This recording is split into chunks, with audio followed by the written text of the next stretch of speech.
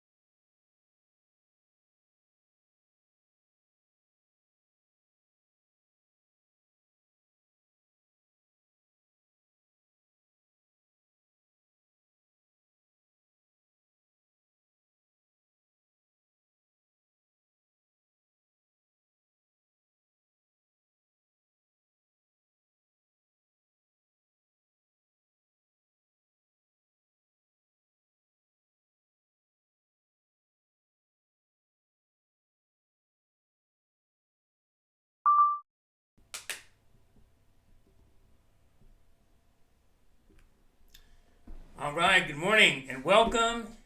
It is Wednesday. It's time for Wednesday's morning market tour. We've got a little bit of a rally going on. It is testing these very relevant levels that we discussed at yesterday's close.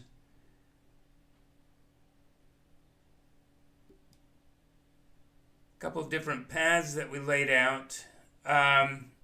Remember, we spent the day. It was a difficult, if not impossible, day. We were looking for 41.21, 41.20 because we didn't gap up.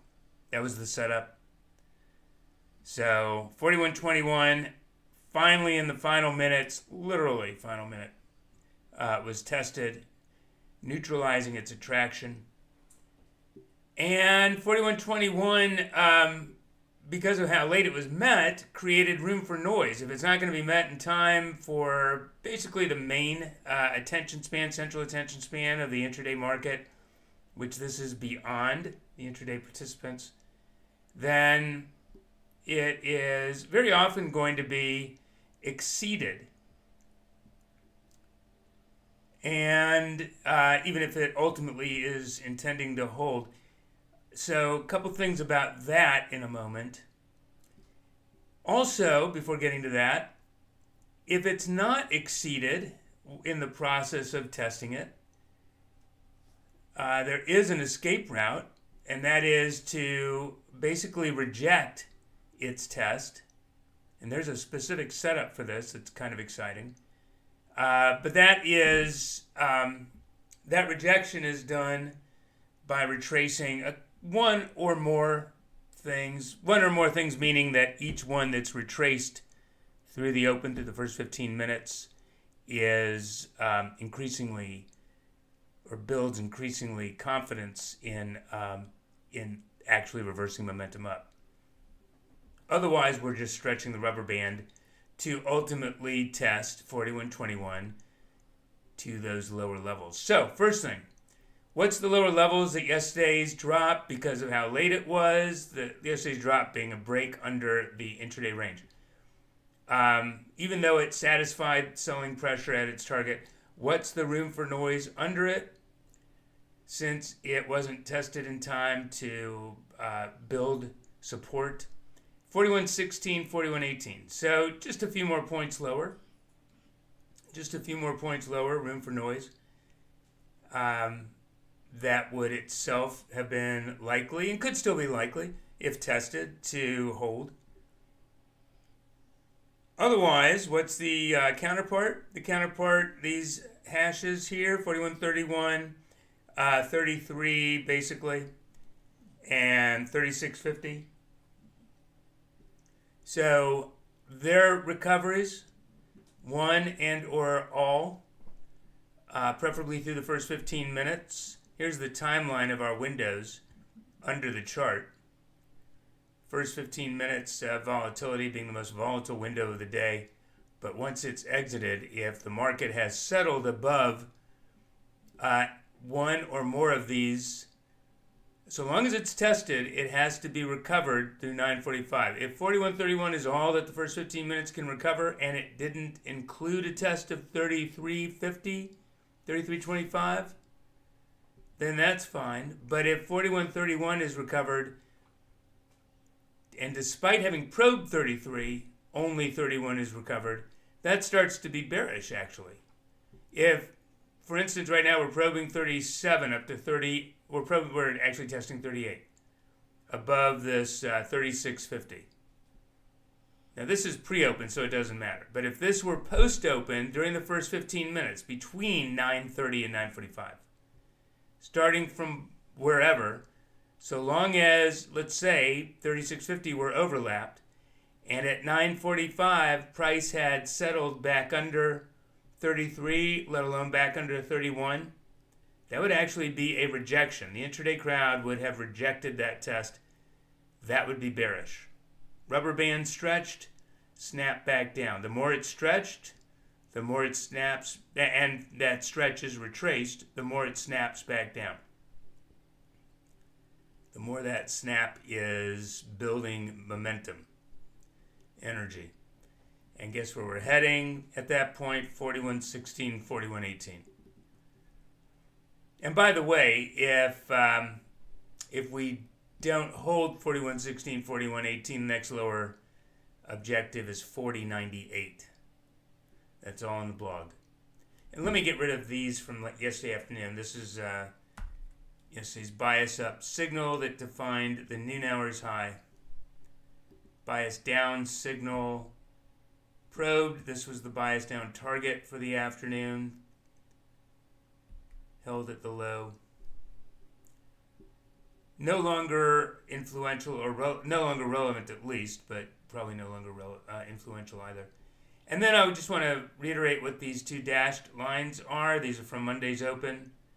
Nothing magical about Monday, but the pattern that had developed on the way down, a 5-stage pattern, blending overnight and intraday price action. It was entered aggressively. It was exited aggressively. This is the first 15 minutes of price action had troughed. Just the usual 5-stage pattern. But it developed overnight, so it never had a chance to play out. By the time we got to 9:45, it had not yet resolved the trough, so that pattern went away, but turned out to be, as it is going to be, its levels influential anyway. And that means something special with the trough. What we knew at the time was that's going to be a pretty relevant level. It's going to be really tough to shake loose of that. Price is going to want to return back to it, usually through it. And then yesterday we had that on steroids, basically, returning back into it and then trying to reverberate away from it. We're right back into it. So even if we do start to rally this morning, if the open is exited above all of just the entirety of 41, 31, 37, be aware there's going to be likelihood, not just potential, but a likelihood to dip back into this 34, 38 range. Maybe not from too far away, depending on how the first 15 minutes plays out. But if we were to open further away, that doesn't make it, that doesn't really diminish the potential to dip back into this range post-open. I think it increases the potential that a dip back into the range will hold, though, because the further away that this dip back into the 34-38 range were to originate, the more selling pressure, the more room for selling pressure to be expended without it yet damaging the chart and keeping up the potential to resume the rally. And if the rally does extend, even if it doesn't dip first, even if it doesn't dip ever, just exiting the open, just recovering 41, 31, 37, any and all, would suggest we're on our way to 41.60. And then the one upside setup that I said would be kind of special, exciting, that's a setup I call the session-long rally, in this case, session-long decline, session-long rally. And let me get the card up. So basically, the session-long rally, its setup is to trend in one direction into the close, and then to, so long as that prior session's afternoon extreme had printed before the last 60 to 90 minutes, gap back above it, or back beyond it, in this case, back above it. So, in other words, today is indicated, or not yet indicated, but threatening to open above yesterday afternoon's high. Yesterday afternoon's high was, did it print before the last 60 to 90 minutes? Here's the last 60, 90 minutes. This is 2 hours pre-open. Yeah. It printed before the last 60, 90 minutes. And it's basically, and after, by the way, entering the bias window. So 41.40 is basically our line in the sand for the session-long rally. We're not there yet, but if the open were to exit at 9:45, the first 15 minutes were to lapse above 4140. Having trended down into yesterday's close, the paradigm shift would tends to produce a session-long rally. It's pretty much what it sounds like, but it's not entirely. It doesn't speak to the slope, just the relentlessness. It could be very shallow. Every timing window probes the prior timing window's high, usually with one exception, but ultimately higher and higher highs. It could be extremely steep. It could be shallow with brief bouts of steepness, but it at least tells us direction and duration for the day. So that would be exciting. By the same token, if 4140, if this setup were to form, that is trending down into the prior day's close, prior afternoon high is it qualifies, pre 60, 90 minutes, and the open actually overlaps it. Doesn't matter what's happened to pre-open. If the open overlaps 4140, but at 9:45 has reacted back down under it, not still overlapping it, but actually rejecting it. In that case, that is actually as bearish as it would have been bullish. It doesn't necessarily mean a session-long decline, but we head back down. Big rejection to offer buyers that opportunity for them to have put themselves out there and to fail to trigger at 9:45. Back down we go, pretty substantially, or at least aggressively. So, and that's if 4140 is even tested post-open. So you can imagine then the most bearish setup here would be to print above 4140 during the first 15 minutes and yet to have reversed back under 4131. That would be tremendously bearish for the morning, if not for the day. So bigger picture, you can see we're threatening at that point. If 4116, 4118 doesn't hold and reverse up, it's not going to be bullish to just sit here under yesterday's lows if that's printed. 4116, 4118, if that doesn't reverse up and instead extends back to the lows, third time is not a charm. And descending triangle starts forming. It doesn't matter how accumulative any of this previous behavior might have been. We'll have to extend down to find any stronger-handed buyers.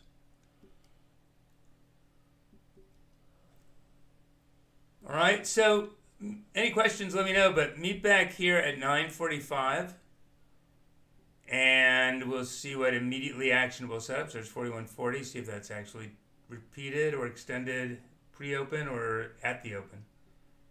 But at 9:15, sorry, meet back here at 9:15 for the pre-open update. We'll see what immediately actionable triggers might have developed. Get this over here. All right, on other markets, so euro, dollar, waiting for a retest of Friday's low and for that to be trapped has proved at least worthwhile to wait for the low instead of trying to buy that. Or it could have been recovered back above 109.30 and already on its way, but that didn't develop. So we are probing lower here. Regular trading hours about to be greeted with a gap down. Gaps beyond all prior trading ranges or all prior trending ranges as well. So multi-session trending, not just hovering. If we gap down, that's going to need to be retested from above. So we're that much further away from a bottom forming in the euro, giving the dollar more credibility for having bottomed itself. And that's working out negatively for currencies. Silver, which had dipped already,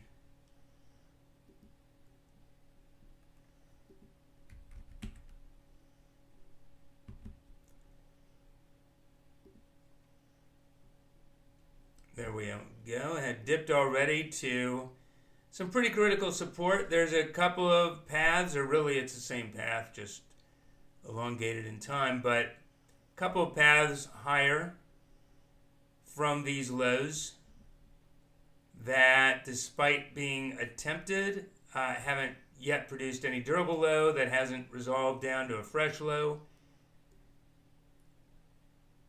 And now overnight, still a little bit weaker.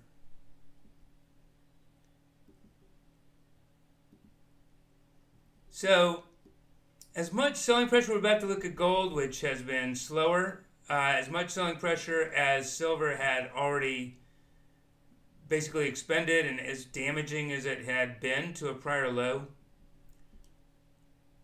it's certainly possible that it has gotten ahead of the crowd to hover here, let gold catch up, and they put in a bigger bounce in unison. But that's not a buy signal until we actually get the turn. I'm going to need to see more strength. Let's at least see the opening print. And meanwhile, gold, which was down sharply yesterday, but within the range. So not yet rejecting the uptrend. In fact, just a word about trending itself, which, for instance, in this case, with gold, we can identify a trend that's a valid trend line, follows rules as far as identifying the anchor and the connector. It interacts along the way up. That defines a trend. It defines an organized trend.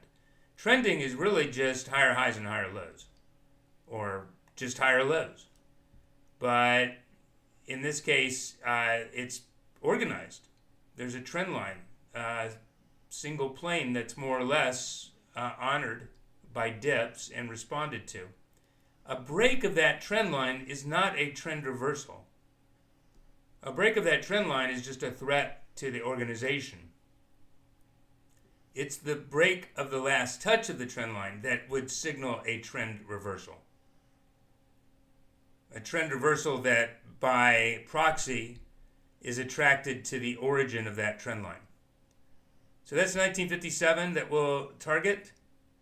If this trend line break fails to hold the last touch of the trend line, which in this case it's a little fungible, is 1983, basically up to 1989, 83 to 89. Under 83 to 89, we're heading to 1957. And by the way, that's just as a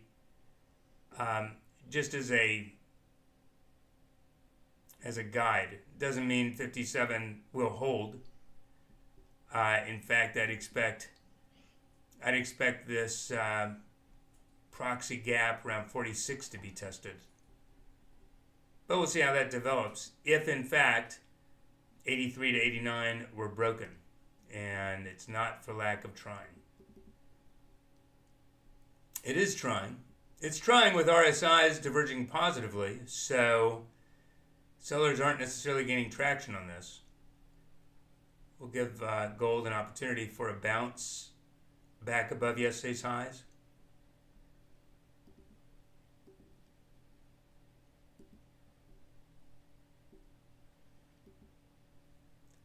Long bond, I don't want to spend a lot of time on here because we're really just waiting for one thing. This is a massive, sorry for all the hieroglyphics, but it's a massive head and shoulders that is trying to break lower, finally. Huge range, so huge range for noise. And basically we're looking at the neckline identifies at 129.22, 22.24.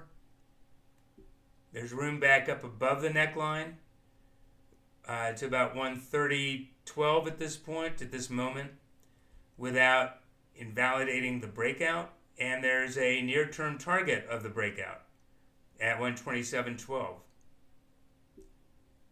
That could begin to satisfy just a nominal head and shoulders break. The duration of this head and shoulders, you'd think, as massive as it is, would take some time to be satisfied, but it doesn't. There's no relation to that. But if that doesn't catch, then we've got substantially lower objectives on the head and shoulders. And by the way, there's an island down here that's just, islands are made to be retested eventually. Whether it's to form a more durable bottom or on the way to lower lows. We've always known that that island will want to be retested. Might not have seemed so obvious a month ago or more.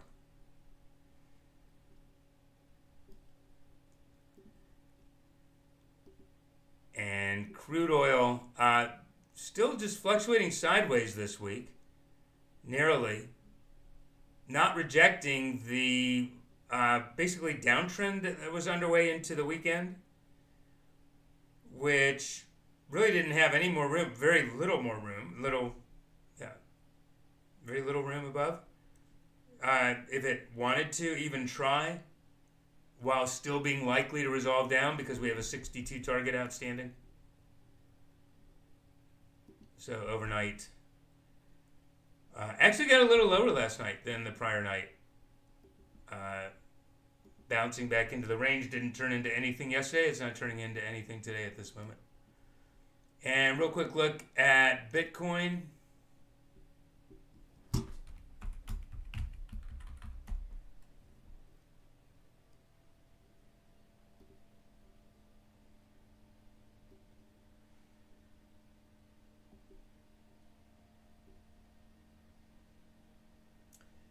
We're on the hourly on Bitcoin.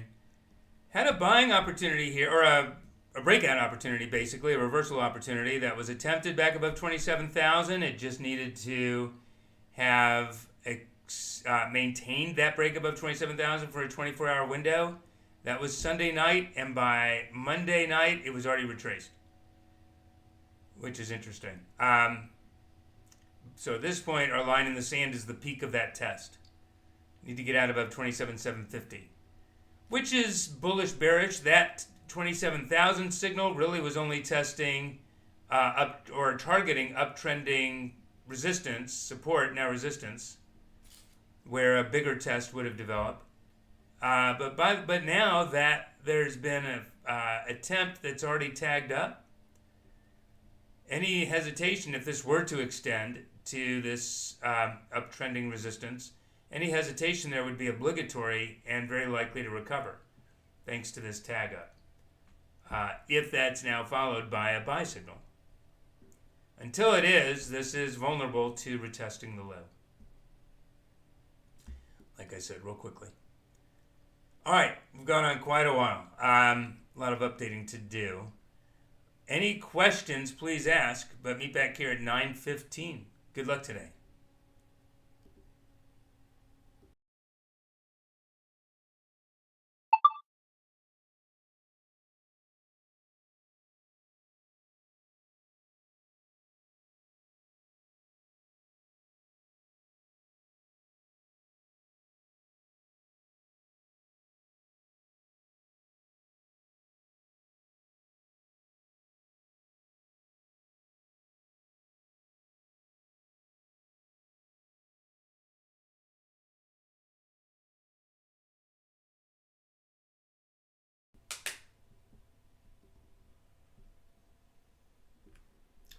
All right, good morning and welcome.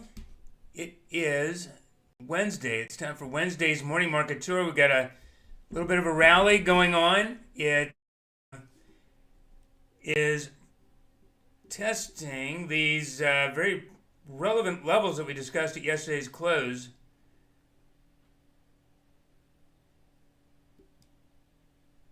A couple of different paths that we laid out. We spent the day, it was a difficult if not impossible day. We were looking for 41.21, 41.20, because we didn't gap up. That was the setup. Seems to be a lot of latency 41.21, in the YouTube finally stream. in the final minutes, literally. There's really no way to correct that. I hope it's not creating any issues for visitors today. Let me know and if it is. 41.21, Are you able to see the latency? Because of how late it was met, the voice created room matching for up, noise. the If it's not going to be met in time track for matching up with basically the, the main central video. attention span of the intraday market, which this is beyond the intraday participants, then it is very often going to be exceeded. And even ultimately, we've got substantially lower objectives on the head and shoulders.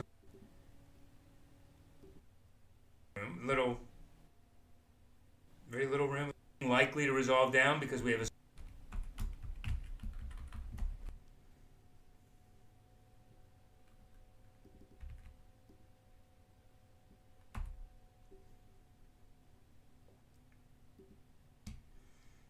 If you were present for the strategy planner,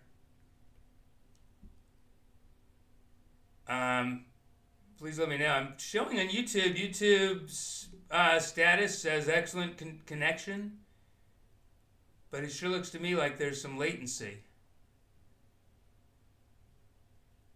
So, doing a countdown right now. We're at 8 seconds. So it looks like about 10 or 11 seconds of latency.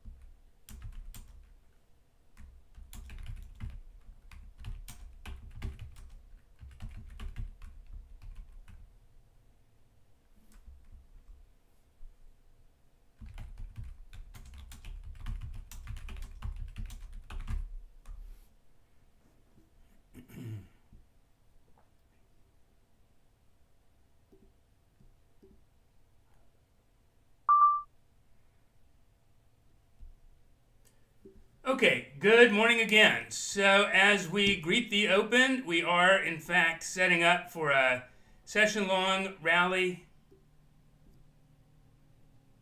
At least everything that is needed is presenting. Just the formality at this point for actually overlapping 4140 post-open. Anything can happen in the next couple minutes, but let's just assume, for sake of conversation, that 4140 will at least be exceeded. It doesn't have to actually be touched. So long as it's exceeded through 9:45, this is a session-long rally setup. We'll give it every benefit of the doubt that every timing window, you can see them listed below, that every timing window will exceed the prior timing window's high. Usually there's one exception, not always. Whatever the slope, whatever the duration, it will be each timing window. So that's the assumption. And so presumably we want to buy dips until proved otherwise, because even though at 9:45, if 4140 has been exceeded, at that point there's no way to trigger an opposing setup, like as bearish as it would have been bullish, etc. But the setup can still fail. Things happen. Not often, not usually, but be prepared. So we're going to give a benefit of the doubt to any dip. If 4140 is maintained through 9:45 and then an opportunity arises to buy something down around 38, that would be of interest. Or if just immediately through the open we're already postured to perhaps break above 4144, that'll be of interest. But the alternative is that at 9:45 the probe above 4140 fails. Back under 4140 through 9:45 will presumably be as bearish as it would have been bullish. We'll look for all of this rally to unwind pretty rapidly. I want to get short as quickly as possible. In fact, we're already seeing a little suspicious activity. That is RSI, 3-minute RSI diverging negatively, 1-minute RSI diverging negatively on these fresh highs. So there is nothing here that tells us with any great degree of confidence that a session-long rally is forming or is about to be rejected. Kind of Schrodinger's box. I don't have a really tight sell signal at the moment, but I'll tighten things up momentarily. But let's get into the open. Any questions, please ask. I'll be right back.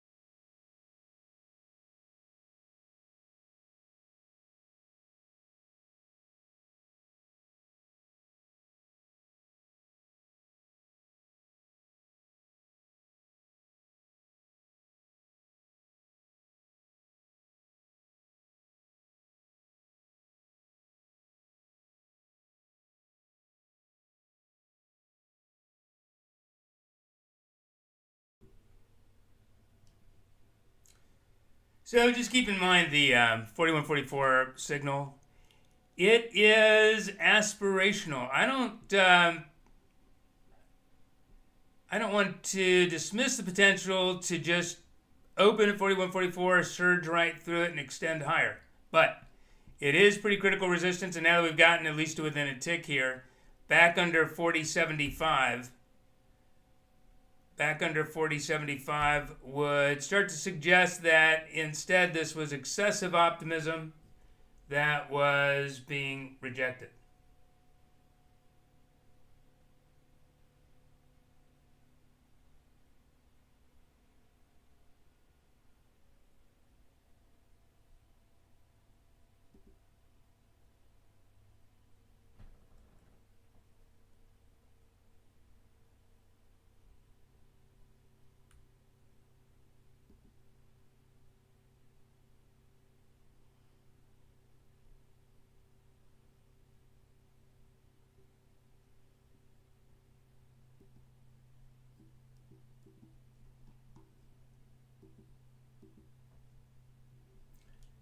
If taking 44's signal, which is triggered just one tick higher officially, but really needs to be probed by at least 4 ticks to even start the countdown for a 4-minute extreme. Once the 4-minute extreme is exceeded, that's reinforcements. Where anybody acts along that spectrum is discretionary within your own risk tolerance. Certainly not everyone wants to trade during this window. But this is resistance. It is being tested here at the very last minute. Kind of difficult to attract post-open reinforcements.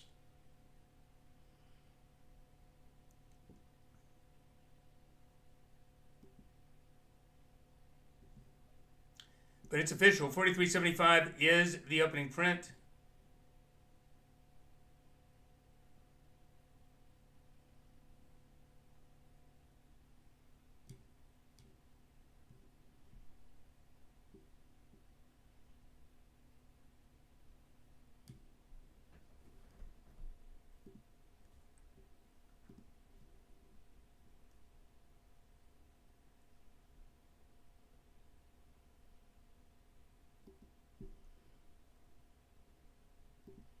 Cash session close equated to 23.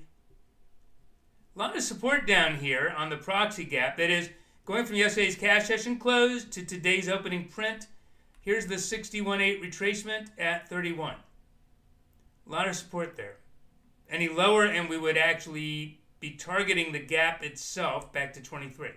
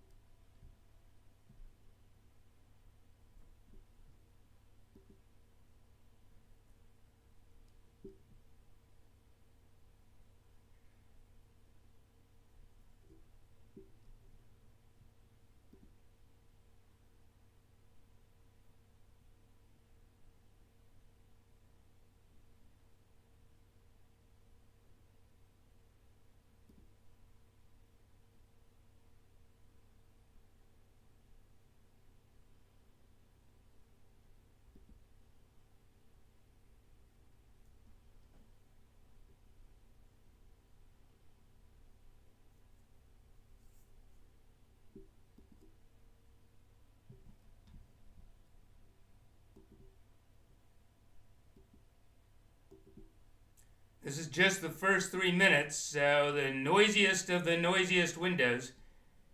But you can see the point here that we have really extended to the max.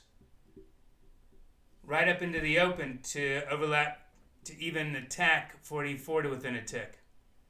So it's that much more critical that the reaction down hold above 40.75. What do we see going on at 40.75? Well, there's a sentiment extreme, errant ticks. At least at the moment there was.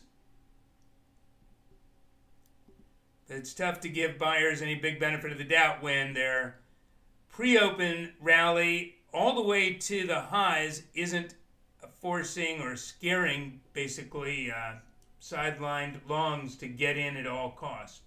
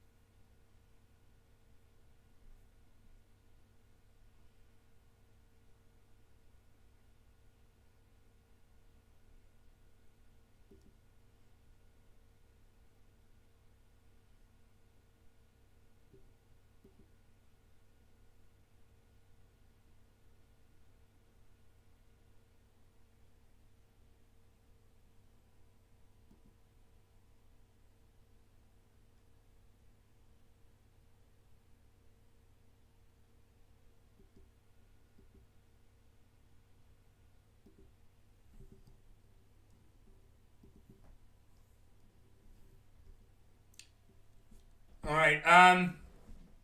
Halfway through the first 15 minutes, still hovering, holding above 4140. So 4140's recovery or not won't be for lack of proximity or trying.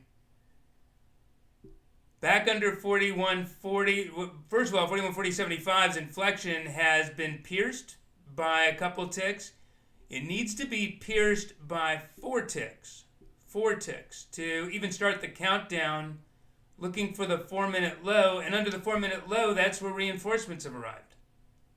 Until then, we wouldn't know whether the 4 minutes spent probing under the sell signal are actually just weak-handed sellers getting trapped by patient, long-handed buyers.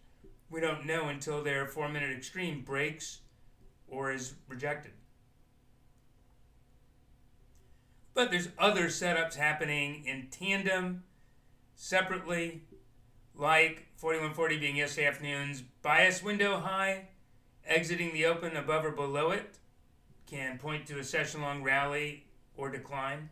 The open being the first 15 minutes of noise, lapsing, 945's window lapsing, above or below 4140. Not still overlapping, but above or below could predict the direction for the day.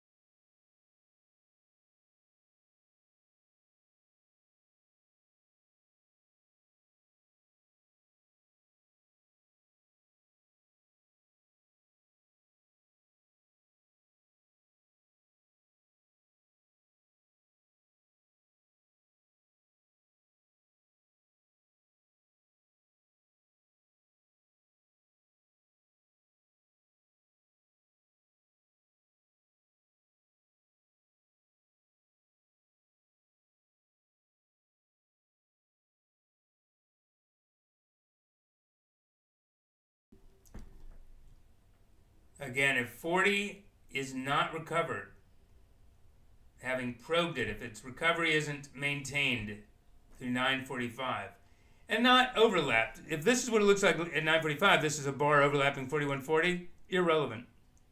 Not a signal. But if we have decisive bar or bars under 4140 or above, then it's either session-long rally or invalidated and likelier to point down.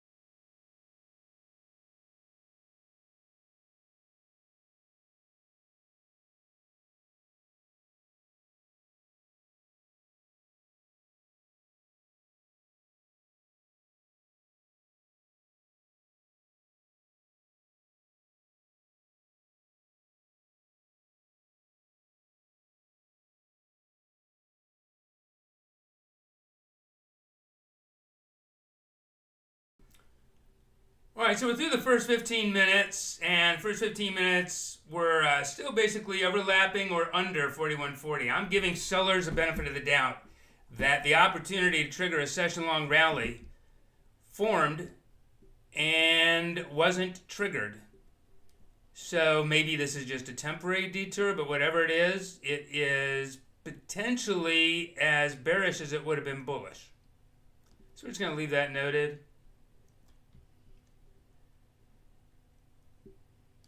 Now, there's a natural attraction down here. This 38.2% and 61.8% levels represent the proxy for the gap back to yesterday's close. Yesterday's cash session close, 41.23, to today's opening print, 43.75. That is the 61.8% retracement. Here's 23 to 43.75. So basically there is the 61.8 coming in at the upper end of that range. Natural support. Now, this does something. I mean, as this continues to deteriorate, as RSI's testing continue to deteriorate, now we're into the range, it becomes likelier to break, to extend, less likely to hold. And if the 61.8, if 41.31 isn't holding as support, whenever, if it's being tested with RSIs simultaneously oversold, 1 minute, 3 minute RSIs simultaneously oversold, then we're probably heading to fill the actual gap. That's back to 23.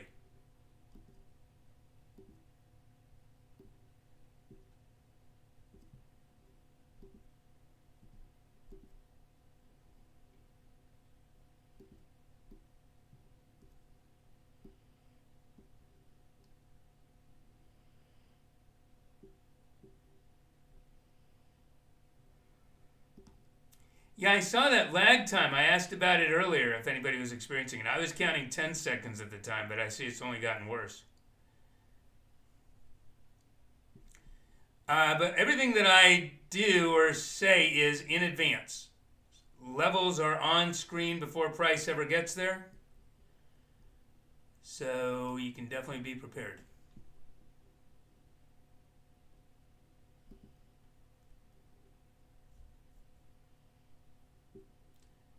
All right, so the session long, as I said during the planner session, the session long is as bearish as it would have been bullish to reject 41.40. 41.40 was rejected, and we're heading straight down, or have at least, headed straight down like a rock. Here's some natural support coming into play at 28, 29. This is a good candidate for a bounce.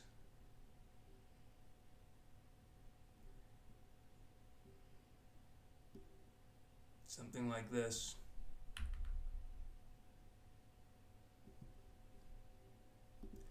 Again, everything annotated on screen before price ever gets there.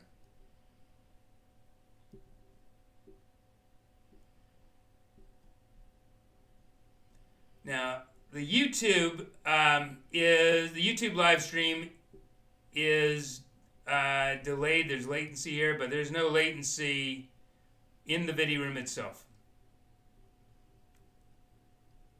I just don't have any control over the YouTube stream.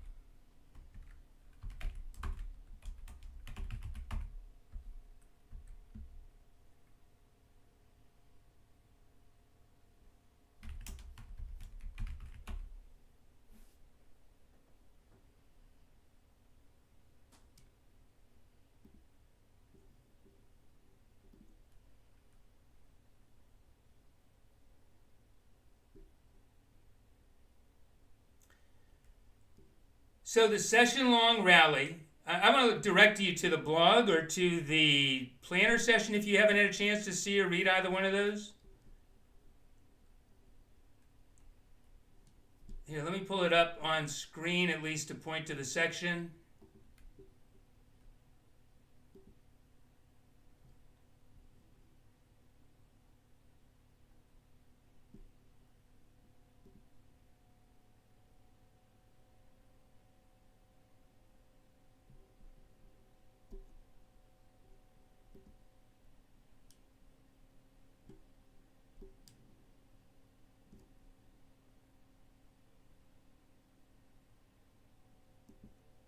Yeah, of course. That's exactly the question that session-long rally almost forming. So here's the description of that.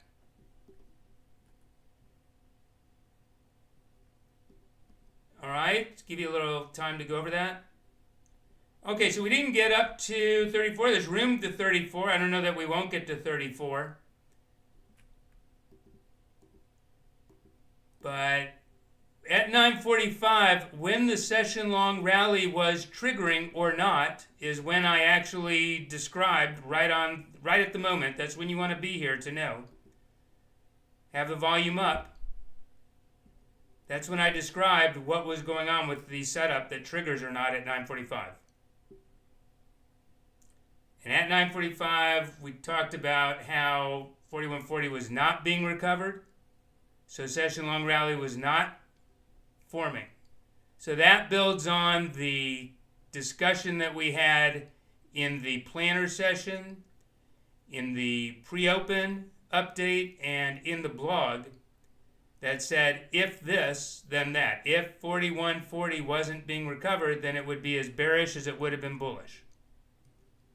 So that's where we're at and have been at since 9:45. If you weren't there at 9:45 to catch that update, that all of those prior points said, here's when we'll know, you missed this leg. So don't try to play catch up with this leg. We're past that. That's ancient history at this point. So make sure you're up to date with the setup that you're trading, or don't try to play catch up. Just be patient and wait for the next. But take the time to learn. Take the time to understand, here's what was going on. Here's what we were looking at. Here's what happened, so that we know what we're looking at now.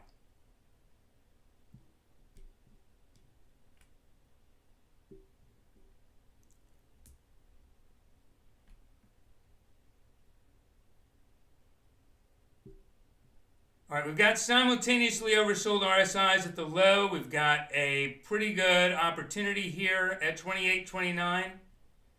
That's why I highlighted it on screen as being a candidate for a low. Doesn't have to bounce back into the range, but again, this is the proxy gap. This is the 61.8 proxy for the gap back to yesterday's close. It is naturally supportive, and notice how all we've done is overlap it. All we've done is overlap. There's one detached bar, and that's it. That isn't actually touching the 61.8 while it's also probing a fresh low. It hasn't been confirmed. Since RSIs are simultaneously oversold, RSIs at the low here, of testing the 61.8 proxy gap are, regardless, they're certainly lending themselves to a pause, are also suggesting that there's no divergence. There's no divergence. These are strong-handed sellers. If this tries to bounce, it's going to fail. Well, that can take two forms. Either this is the bounce and it's now ready to fail and extend back down to the lows, back down to 23, filling the gap back to yesterday's cash session close, which is the next attraction. Or if we do get a bounce and retest this, just keep an eye on RSI. If RSI at the time diverges positively on the fresh low, That could be a more durable bottom. We'll see. Certainly open to that. And the reason I'm open to that is because we don't yet have a decisive break under the 61.8. We're still in the process of testing it.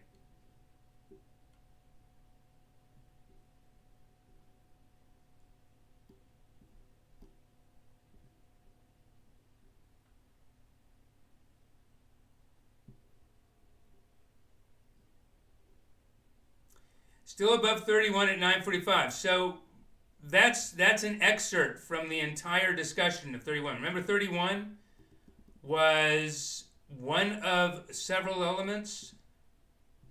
31, 33.25, and 36.50. Their recoveries would be increasingly bullish. They would be increasingly confident in a bullish recovery, unless, as each one is probed, whatever is probed but not maintained through 9:45. So as it happens, they were all recovered through 9:45, not just 31, all of them. But then, that led into 41.40, which wasn't, and here we are. I mean, if you want to take the different setups and make them complicated, it's certainly easy to do that because there are so many, and there's never going to be a direct or a full alignment. It's at least rare that they'll all be in unison.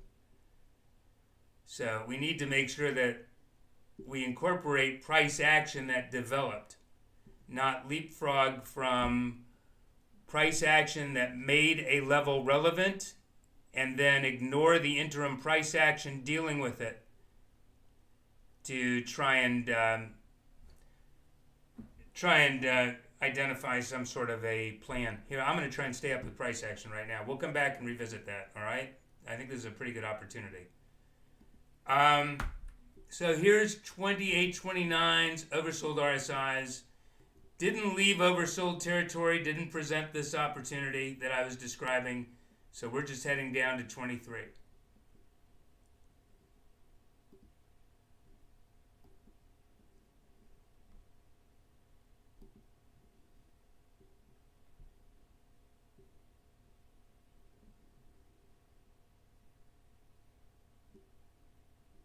The bounce limit, let's go ahead and incorporate a bounce limit now. 29. So 29 is like any other inflection point.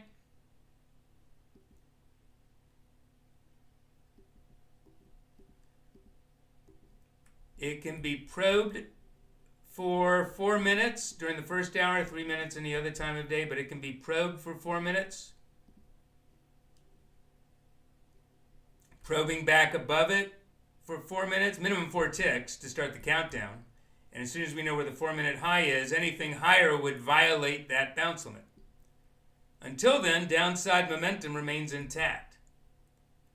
So if we extrapolate out from that, if the bounce limit were probed and toward the end of those 4 minutes we were still probing it, all 4 minutes don't have to be spent probing it. But if toward the end of those 4 minutes we're still probing the bounce limit, we might want to take a short there. Because the assumption's always going to be that the bounce limit holds. It ultimately won't.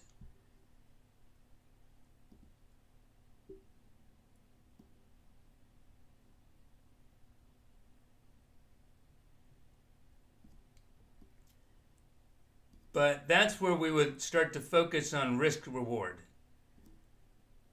If the bounce limit were being probed, and we know that above the 4-minute high violates the bounce limit, but meanwhile, so long as the 4-minute high holds, the origin of the bounce is likely to be retested. We can look at one and the other as risk and reward. Above the 4-minute high is our risk. Back to the origin of the bounce is our reward. Where are we on that spectrum? Is the risk to reward from there in line with our own trading plan? Are we looking at a 1 to 3 risk to reward? So for instance, we haven't, it's tough to use this as an example, I was thinking we'd start probing the bounce limit and have a 4-minute high. But anyway, let's say the bounce limit is probed up to 32. I don't know that anyone is going to have a stop that isn't already triggered by then. That's up to every individual trader. But let's say we're looking at a bounce limit during the first 4 minutes, or we're 3 minutes of probing the bounce limit. We get up to 32. We know anything higher is going to violate the bounce limit, and at the end of those 4 minutes, we're basically sitting at, say, 31. With a 1, or give it a 1 or 2 point buffer for noise to 32, 30, or to 33, let's say, 33.50. And we're able to sell 31. So there's a 2.5 point risk. Are we looking for 7 points, 7.5 points downside? Close. So pretty close to a 1 to 3. Better than a 1 to 2 risk to reward to sell, if we can, very close to the 4-minute high for the potential to return down, and we're going to get it, looks like, to return down to the low, maybe even resume the decline. After all, we are expecting separately on a totally separate track, we are expecting that since the 61.8 proxy for the gap back to yesterday's close has failed, that we're on our way to 23 to actually fill the gap back to 23, back to the cash session close. So really, let's see where the 4-minute high is. Let's see if we're anywhere close to the 4-minute high when those 4 minutes lapse. This may be the 4-minute high right here, and by the time the 4 minutes lapse, we could be back to the lows, in which case this conversation is moot. But if we can get a short in close to where we know it's wrong to be short, and the ratio of that loss we would have to take compared to the potential reward of retracing the bounce's origin, let alone extending to 23, if that's better than a 1 to 2, 1 to 3, whatever your trading plan calls for, that's an automatic entry.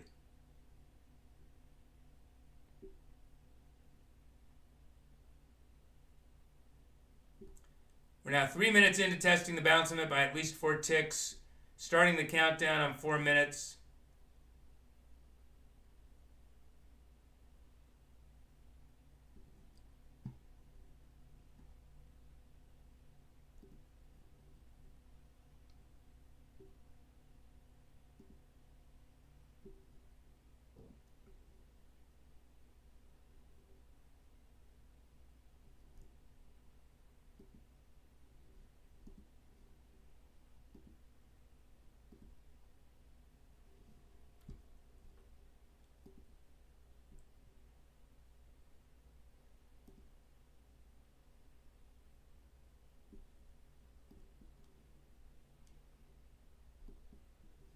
So there's an earlier question. Let me go back through these questions as we come to the end of our, well, actually, let's get back to the 4 minutes. So this is what I was envisioning. It was a little slow to get going, but here's 4 minutes of testing the bounce limit, and this is a great opportunity according to the strategy, because the 4 minutes allowed, not all of them needed to be probing the bounce limit, but they are probing it on steroids.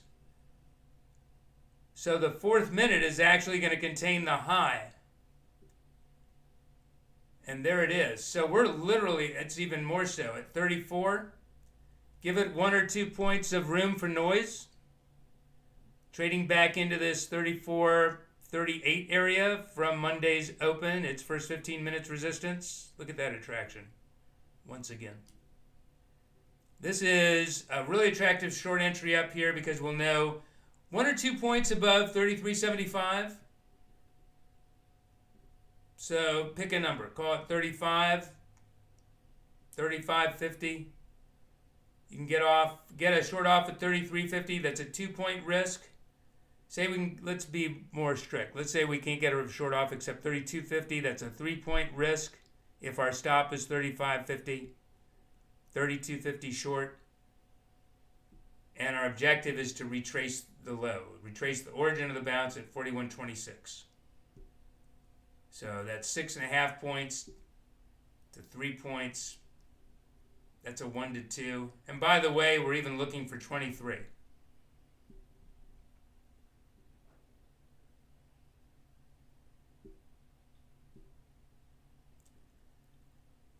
So pretty good risk to reward. Plus, if this starts to play out, as this is starting to play out, that risk can be adjusted. We started it with 32.50 entry, 35.50 stop. As our as price moves down, we can lower the stop.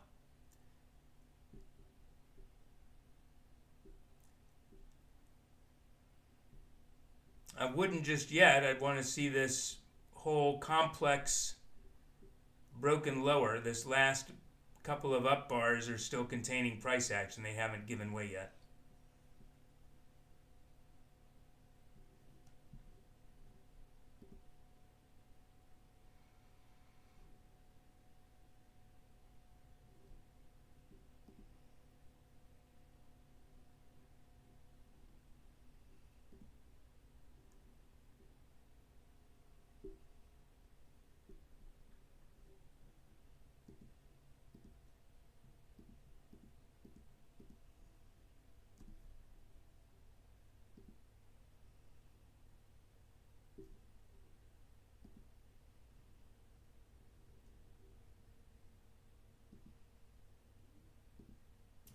Any questions about this? What we're talking about?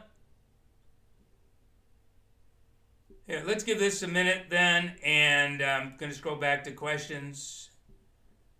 Just wondering if both of those can exist. Failed session-long rally, but bias up. So I think the thinking here is backwards. So rather than trying to, as I was saying at the time, instead of trying to make every setup work, to contradict each other,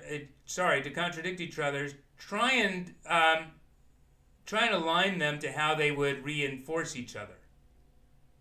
So yeah, if session long rally triggers, that's going to contradict what the session. If the bias up triggers, if at 10:15 we've recovered the bias up signal, putting into play the bias up target. That's going to contradict the session-long rally, kind of, on a broader scale.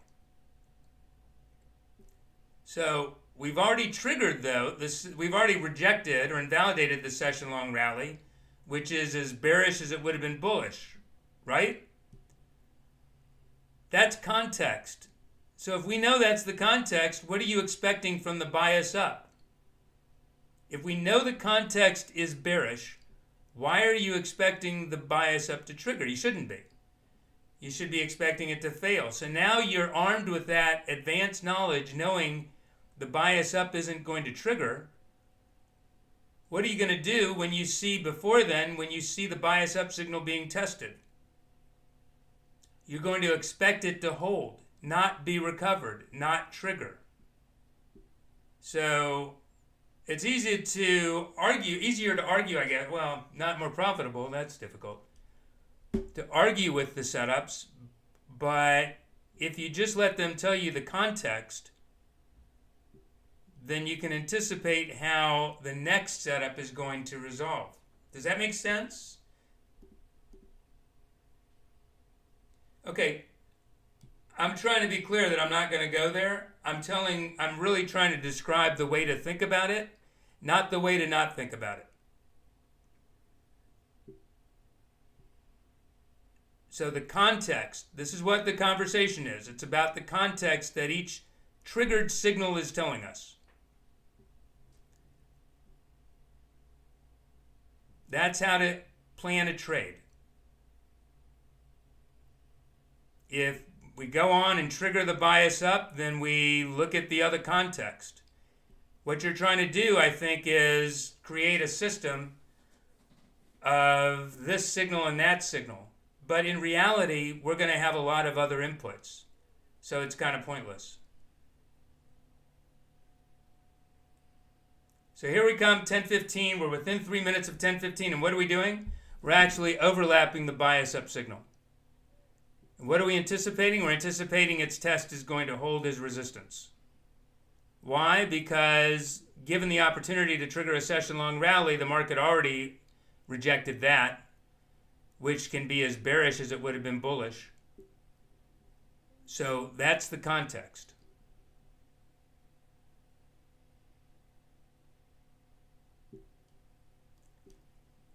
Now that doesn't mean, let's back up a second though. That doesn't mean that we can't anyway extend to the bias up target. The context is telling us if we do, what to expect.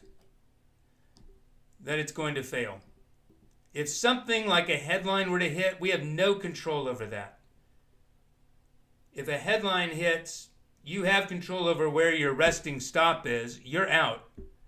And you're ready to sell the next resistance if something happens that presents that opportunity.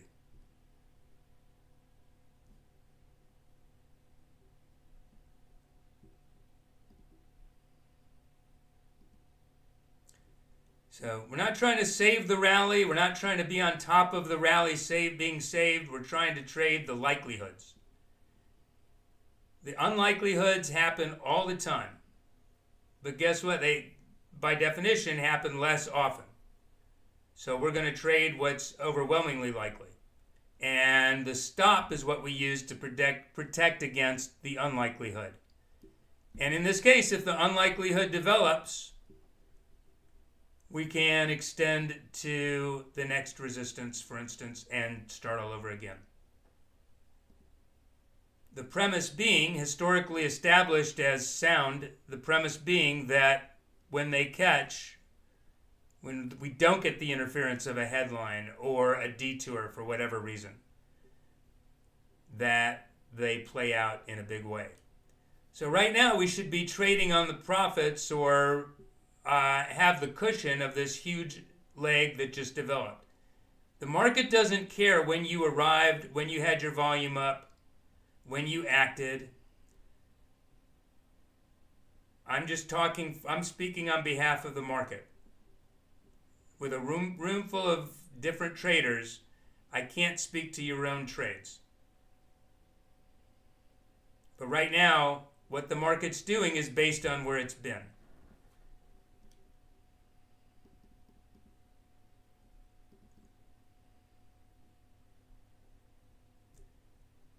Question about 41.16 or 40.98. We're just going to let direction. I'm glad that you remember what those levels are, because you definitely want to be on top of that if 41.23 is not holding. If we even get to 41.23. But until we get to 41.23, the only thing that talking about 41.16 and 40.98 does is send up a red flag that you're being overly pessimistic. And if that's the case, take that as an insight into whether, what's the timestamp on the 10:02? Yeah, so since then, since the concern over what's going to happen after a level that we haven't even gotten to, the market has only bounced. Take that as an insight.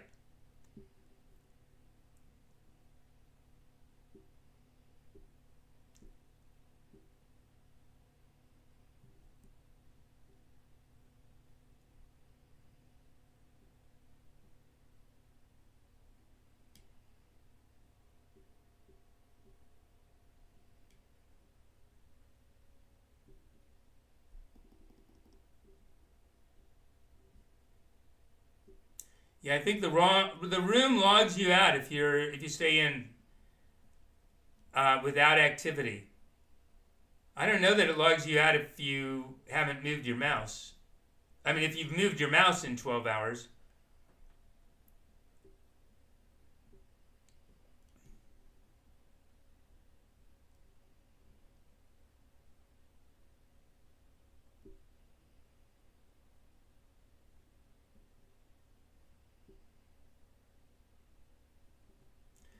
It happens to me.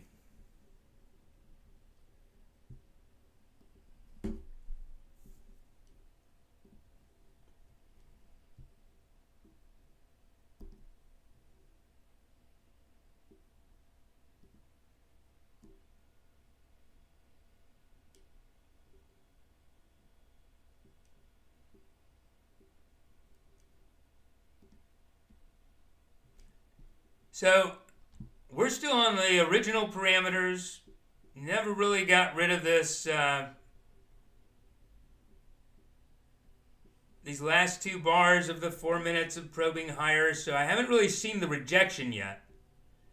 Looking over at the 3 minute, and I should point out, we are in the grace period for the bias. The bias is a totally separate track from all these arrows. The bias is these green and red lines on the 3 minute chart.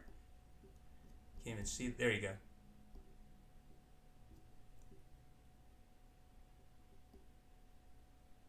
If the bias signal, the internal green and red, is exceeded through 10:15, then the bias target, the external green and red, are in play. Also, separately, if one of the signals is still being tested within 3 minutes of 10:15, that invokes a grace period. We're still waiting for 10:30 then to trigger. Now there was an opportunity. We've overlapped the bias up signal at 10:15. We're anticipating that the bias up signal won't trigger because of what preceded, the context that we got, that the market bothered to give us ahead of time. So if the bias up triggers, we know where we're heading. If the bias up doesn't trigger, but rejects a test of the bias up signal. So we may have started from between the bias signals, not even touched a bias signal, and at 10:15 just triggered no bias, and that doesn't tell us anything except that the next hour is going to be contained by the bias signals. But if a bias signal is tested, in this case the bias up signal, and at 10:15 it fails to trigger, that's going to put into play an offsetting test of the bias down signal. So we're not just looking for 41.23, or at least at 10:30, if in fact we trigger no bias, having held a test of the bias up signal, we'll be looking for an offsetting test of the bias down. So now we'll be looking at that point for 41.16. Put that into your risk to reward.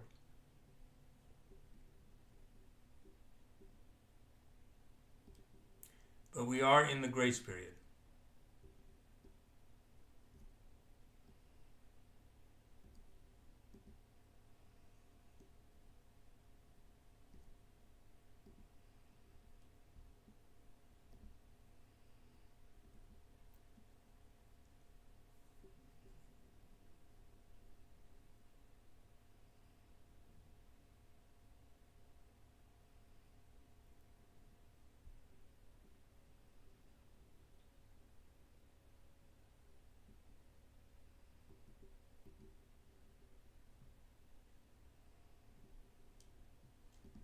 So I can't dismiss the potential here for a big detour.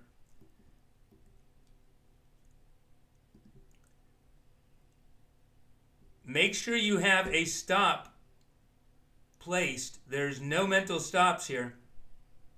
Not with this strategy. And not in this market. But there is somewhat of an inverted head and shoulders, a slanted pivotal correction basically. And going left shoulder to right neckline. This could get us to 36.50, could get us to 41.50 and higher. Everything that has already passed could be wiped off the map.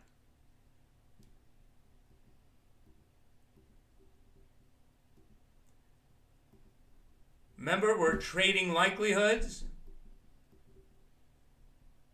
There's a pattern developing that has its own likelihoods. So it's pretty imperative that this start breaking lower much, much sooner rather than later, or just the sheer momentum of it is going to carry higher. So we know we're going to be stopped out above 35.50. I'm going to actually have a buy stop because there's some kind of bigger detour underway. At least a detour, maybe something more substantial.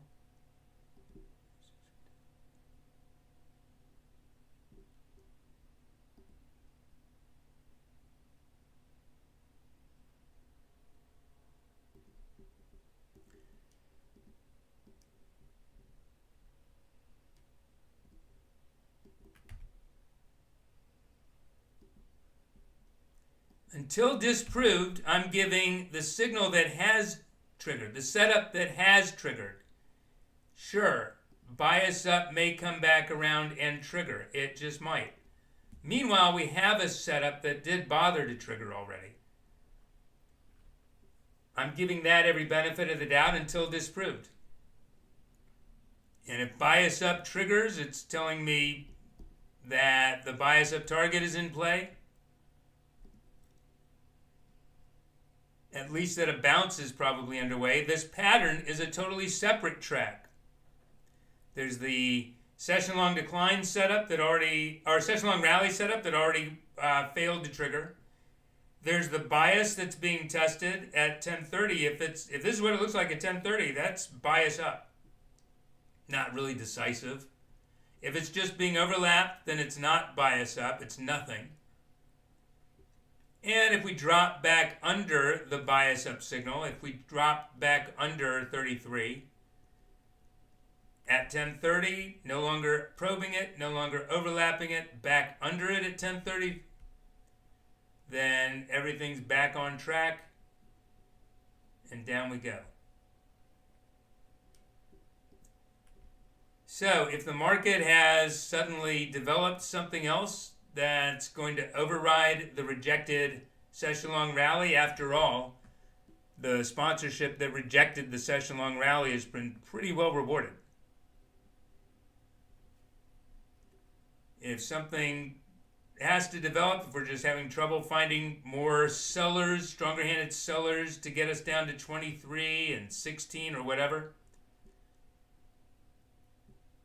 and the market needs to go find those stronger-handed sellers above, it needs to offer them a better price to get involved.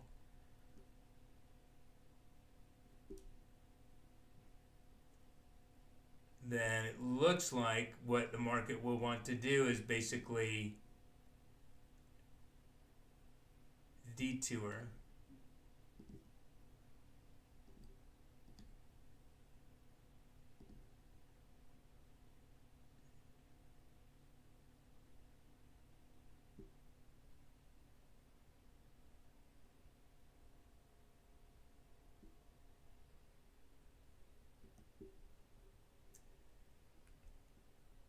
I mean, this buy signal could produce a whopping 1 point and fail. It also is in position to retrace the entirety before failing because we're now on track to trigger bias up. So we're either going to reject this right here, right now, and resume the decline, or take a big detour or not, just probe higher, triggering bias up, putting into play the 48 bias up target. So I'm willing to be exposed to the whipsaw if this inflection that it's trying to trigger doesn't.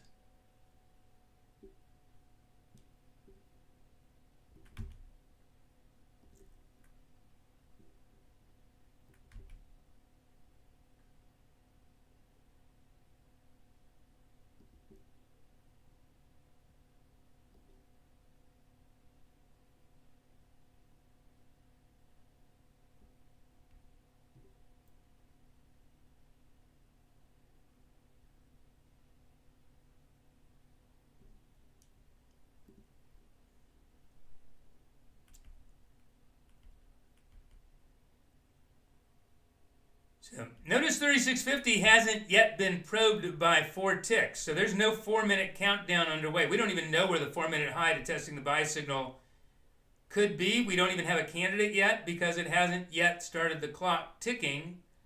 This overlapping isn't qualified to trigger the buy signal because it hasn't yet pierced it by at least 4 ticks. Until then, a reaction down is entirely qualified to trigger a sell signal.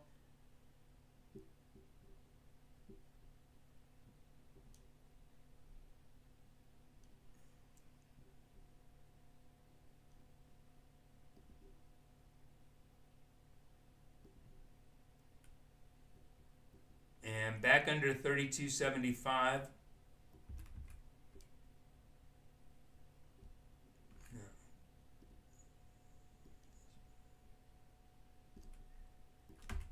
Back under 32.75 would resume the decline.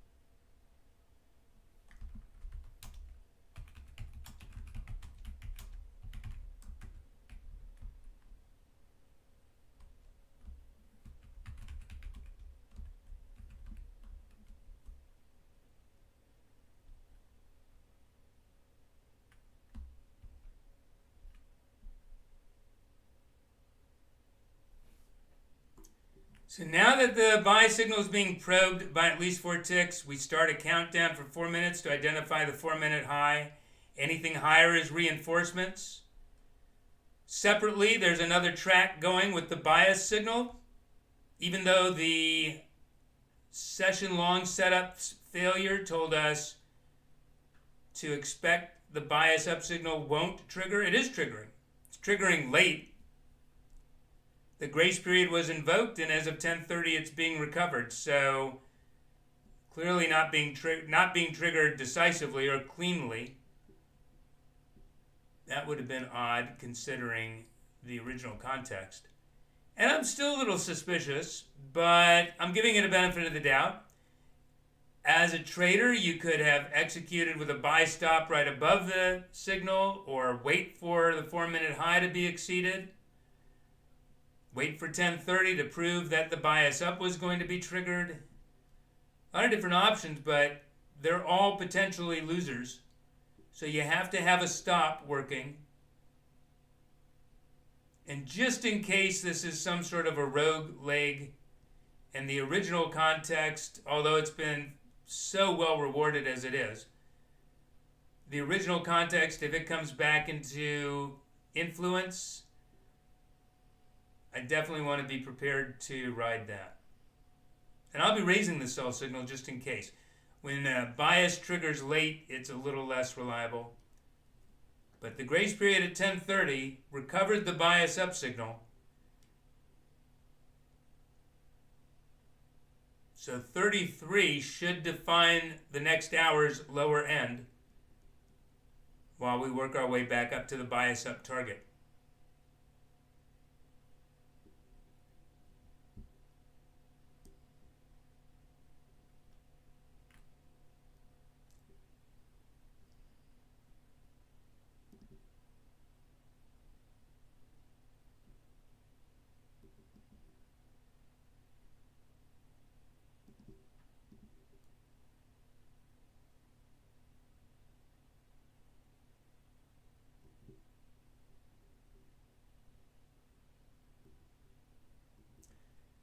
So until the 4-minute high to testing the inflection point is exceeded, this is vulnerable to being whipsawed out. While we're waiting for the 4-minute high to be exceeded, the signal can be detoured for 4 minutes. That clock is ticking. I don't want to take a sell signal while the buy signal is still being tested, but once that is detoured below, once that detour below, we're probed for 4 minutes, 3 minutes now that we're past 10:30. Then I'll get more aggressive on a sell signal because this is not high confidence.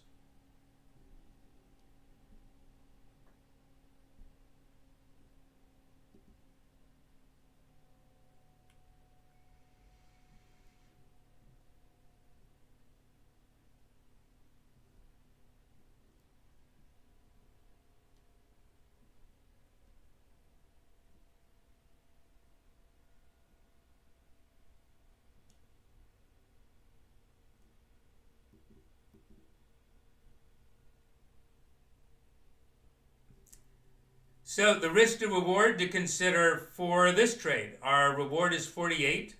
So we're looking for 10 points upside. If our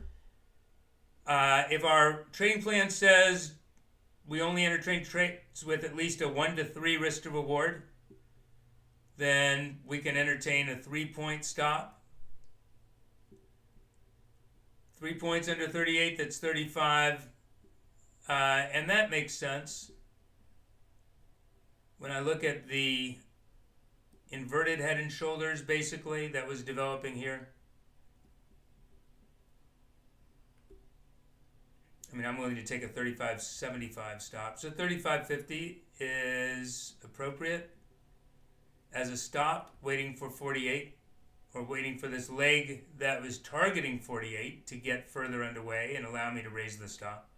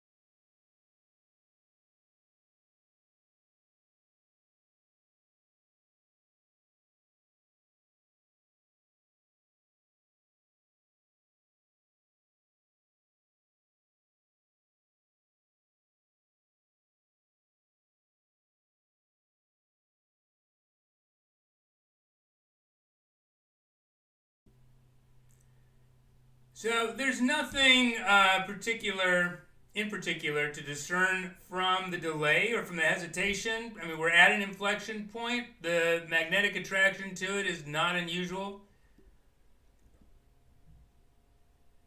Interesting flag that's forming. So giving the setup that's in front of us every benefit of the doubt. Bias up triggered. It triggered late, so a little undermined. It triggered in the context of a rejected session-long rally, but that sponsorship that forced that rejection has been pretty well rewarded. One thing that is having a little influence here, or a little more than a little, is the 3438. 3438 that emanates from Monday's first 15 minutes. And as we knew on its first recovery, that's going to be a force. Yesterday, it turned out to be the morning fluctuating around it more and more narrowly until settling in it, and then see how it just starts resonating, but right back into it. There's no rhyme or reason to it other than it's an attraction. So that's the challenge here, is to get through it, and pretty sure we're going to be returning to it.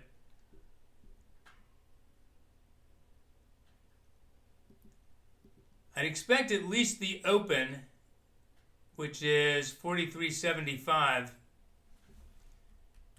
But there's also the bias up target, which is officially in play. And that's at 48.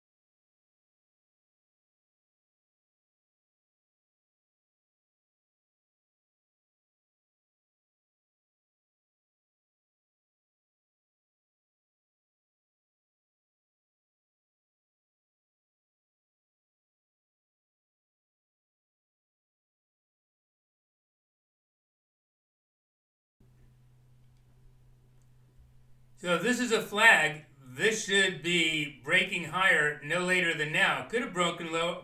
Could have already begun breaking higher here, but it's taken an extra swing. That's all it gets, or it's not a flag any longer.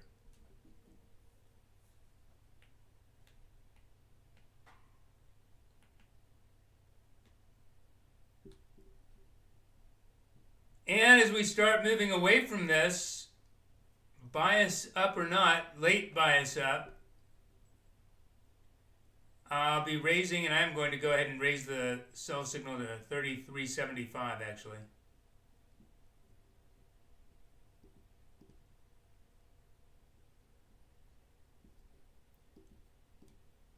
Not optimal. If a sell signal triggers in the bias up window, the context is not optimal. Definitely want to be prepared of taking it. Not all trading plans allow taking a sell signal in a bias up window.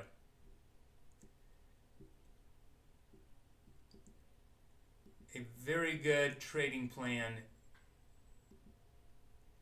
idea. In which case, monitor it,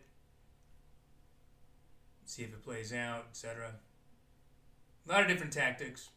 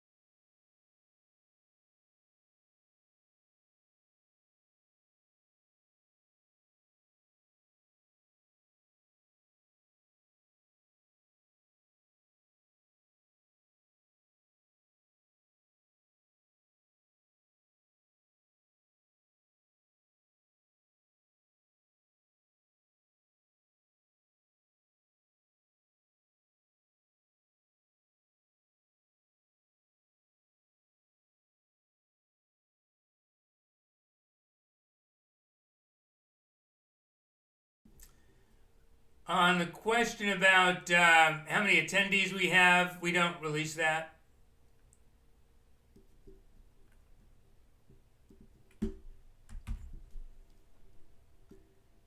We also don't display that, so there's total anonymity.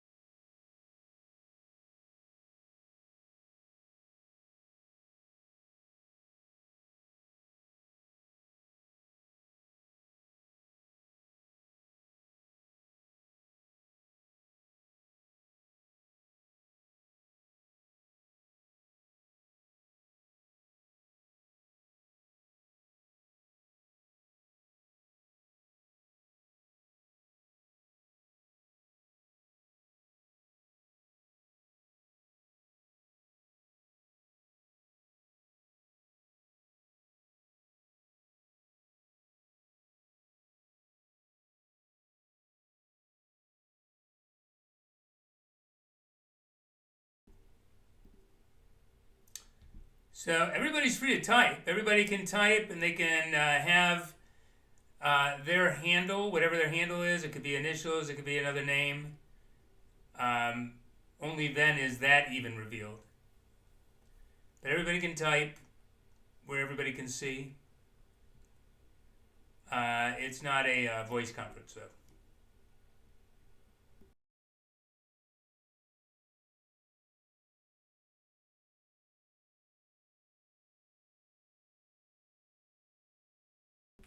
All right, so this is interesting because this is the pivotal uptrending support of the inverted head and shoulders. Actually, when it's slanted like this, I just call it a pivotal correction.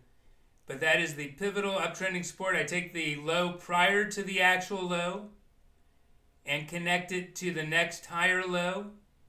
As soon as their interim high, the actual and pivotal lows high is probed, then I track for the higher low. That creates pivotal uptrending support. See how it's influential here? Because it was influential here, I'm actually anticipating if it's tested again, it'll be influential again.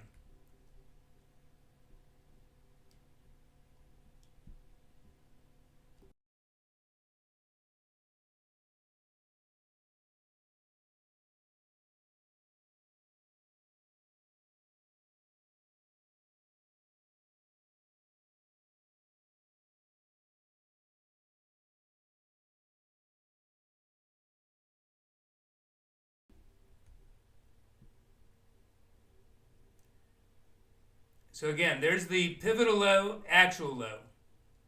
And their interim high is probed, retraced, and then probed again.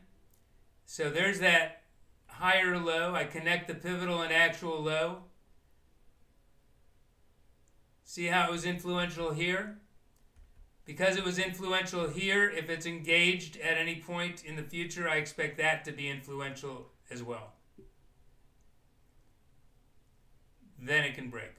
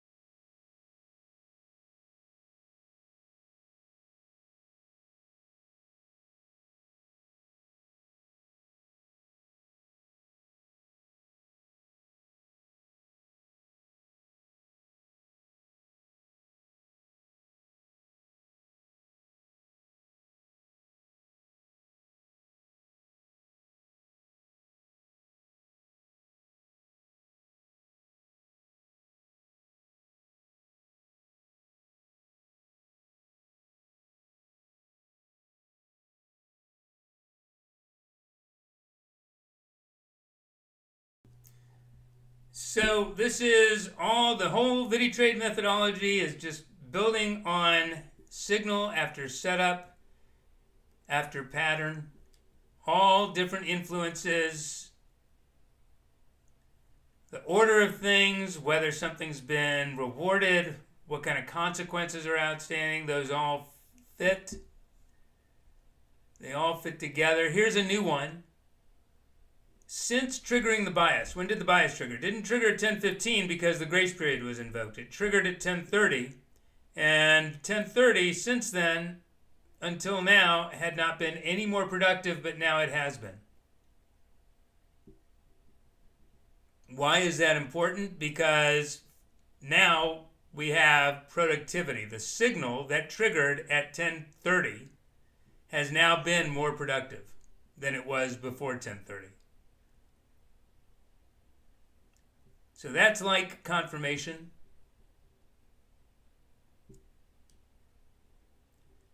So that just makes us, or adds confidence to our expectation that we're heading to 48.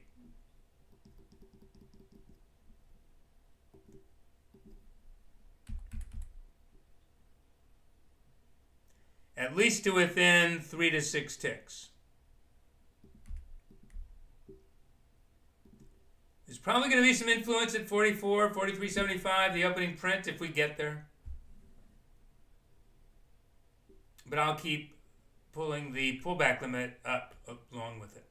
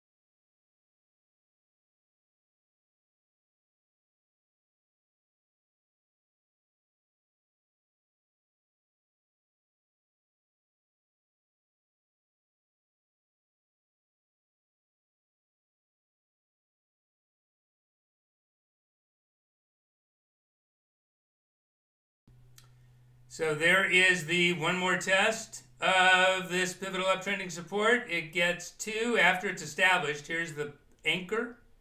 Here's the connector. Test number 1, test number 2 should produce one more higher high. Doesn't ever have to be looked at again, but if it is, it fails.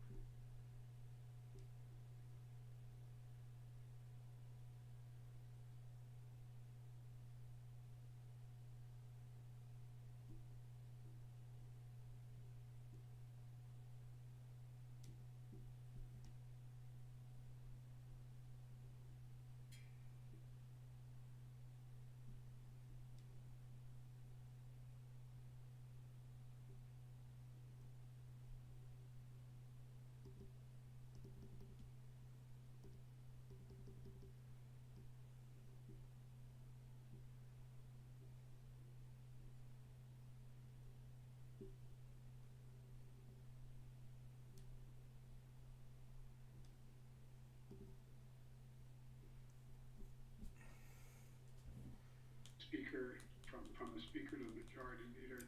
Biden is speaking. Majority in the House and the Senate.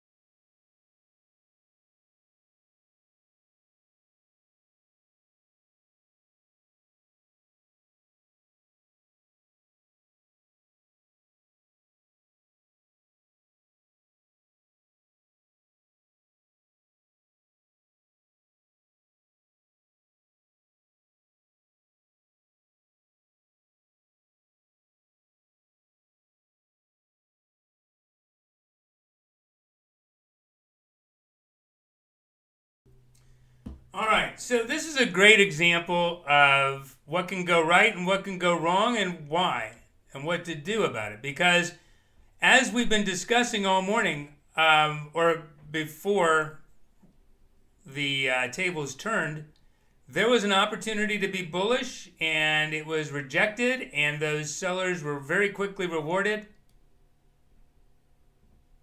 Just as buyers got ahead of themselves and got overly optimistic and couldn't maintain all the way up into the high, right up to resistance, and here's the consequence. Sellers got ahead of themselves, fully rewarded. I don't know that we want to say overly rewarded, but pretty well rewarded for having absorbed and prevented the session-long rally setup.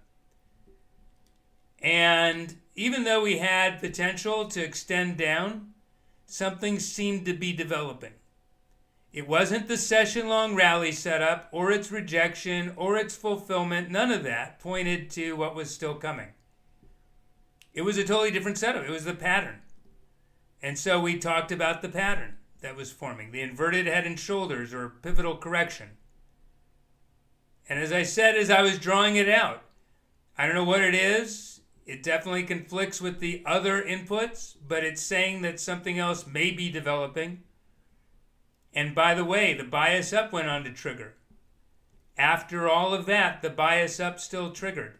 It wasn't likelier to trigger. It was less likely to trigger, but it triggered. And so it got a benefit of the doubt. And what does the bias up do? It puts into play the bias up target. Along the way, we had a flag develop. We had pivotal uptrending support come into contact. It needed to hold a retest. It was likely to hold a retest. It held its retest. And by the way, what else happened? The pre-1030 high was exceeded. That gave us confirmation. Again, I'm commenting on this. If your volume is off when this is happening, then you're going to miss it. There's nothing that we can do about it.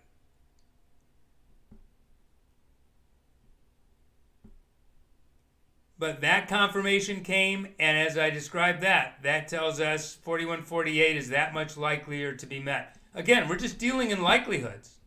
That's all we can do is deal in likelihoods.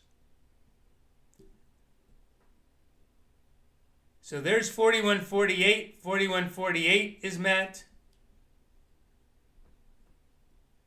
And the market can't wait to get back to its original intent. So,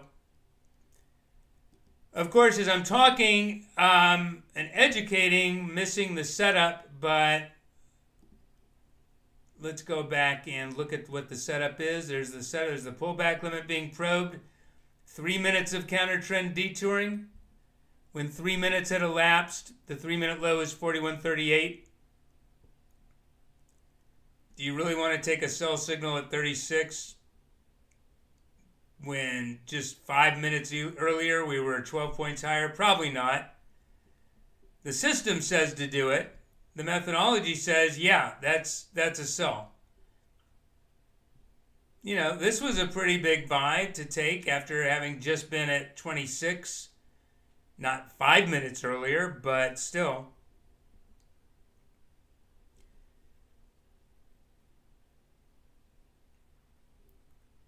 But I'm going to suspect that sellers have gotten ahead of themselves again. So still, I do want to identify where the inflections are happening, so I can just glance at this.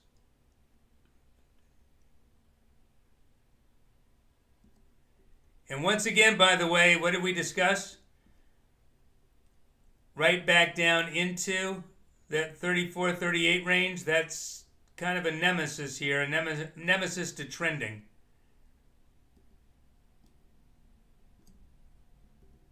We didn't have an active setup at the time or a signal. All right, so right now I'm tracking the sell signal. That's fine. I certainly didn't call it in real time. If you were up on the methodology, you knew exactly what was going on. But I certainly didn't call it in real time. 48, there's no other setup here. Question about the bias up. If you look under the chart, do you see this timeline under the chart? That's all the windows. So there's the morning bias window. It starts lapsing at 11:30. So by the time we get to within 10 or 15 minutes of the bias window lapsing, it's pretty much lapsing. And it finishes lapsing at noon. Okay? Let me know if there's a question behind the question, let me know what that is too, if you're trying to apply that to a trade or a decision.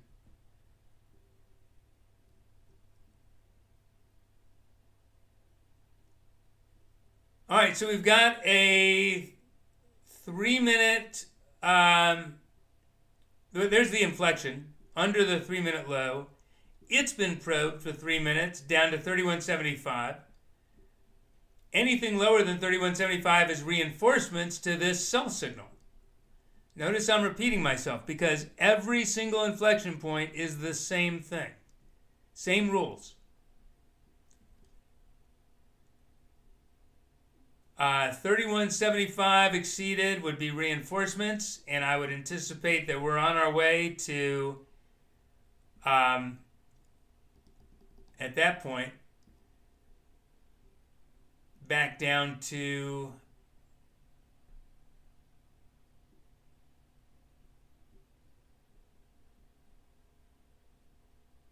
I'd look for 23 at that point. So if you're looking for a risk to reward to assume on a break under 31.75 by reinforcements, the reward is 23. It could be 16. We could be extending down. We may have just used up all buying pressure. Meanwhile, this is a 3-minute low to testing a sell signal. Until then, there's potential that this really got ahead of itself to the downside and wants to recover. So if you wanted to use that as long entry with a stop and reverse to short, that's actually a much more attractive parameter. That's actually a much more attractive parameter to be long with a stop and reverse to short because we're so much closer to where we know it's wrong to be long.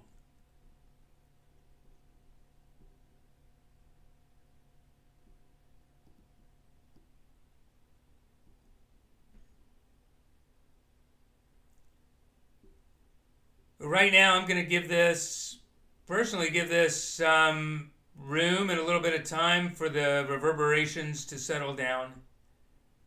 I don't think the market is comfortable being this volatile right now. Even if we knew with 100% certainty where this were going to resolve, up or down, it's just been pretty wild. I think it wants to reset.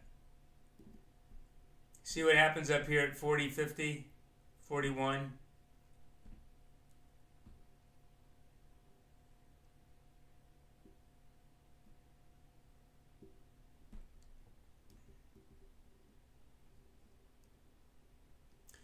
All right, any of the questions, keep them coming. Again, I appreciate the questions.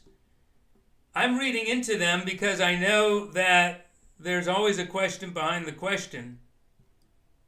But it's helpful if there's some point to the question. Some of these are pretty basic, and I know that there's something behind that. Why are you asking that question? Let me know what that reason is. I can get straight to it.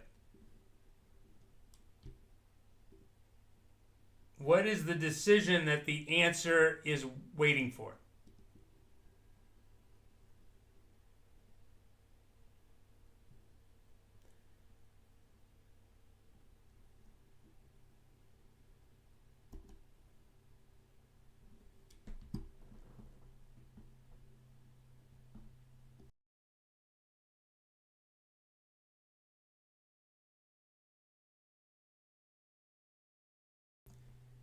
So YouTube room.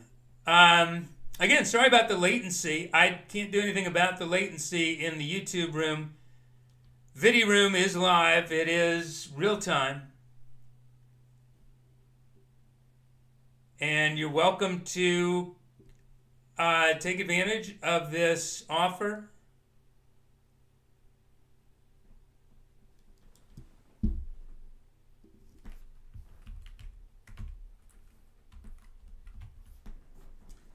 I'll go ahead and repost that. So again, this is $600 off, or $600 in value,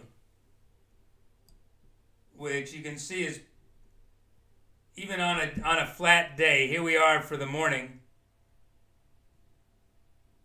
For the morning, we've gone basically sideways from the open and identified the major swings, and not arbitrarily, but with rules that repeat every day. The morning's the time, really, to be more assured of catching setups.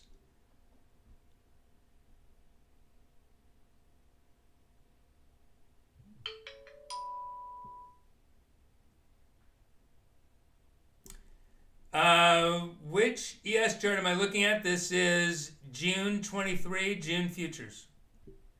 This is the 1 minute, this is the 3 minute.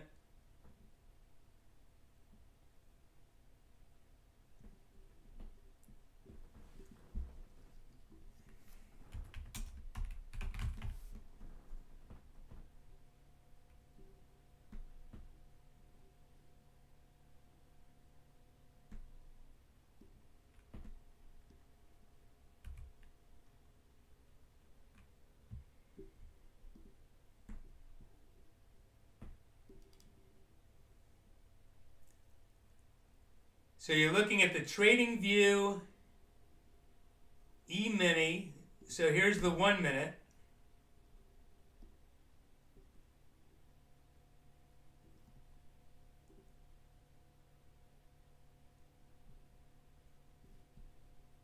Right? What is the difference that you're seeing?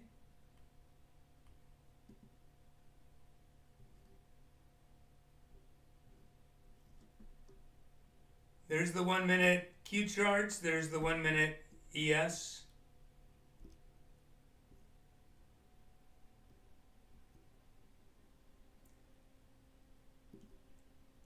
Here's that uptrending inverted pivotal correction.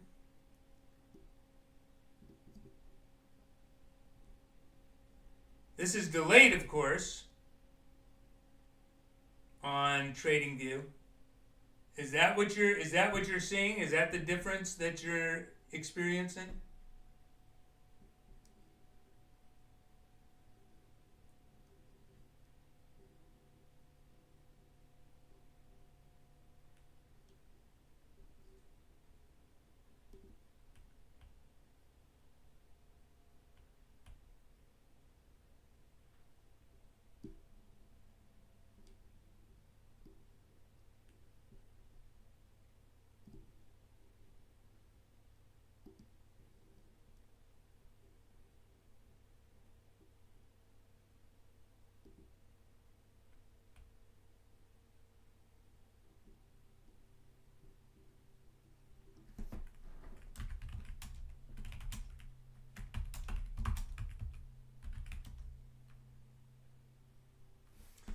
All right, so we've basically settled in here. We're basically settling in here.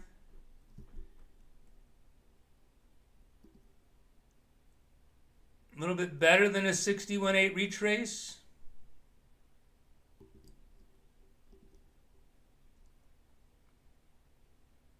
Or so.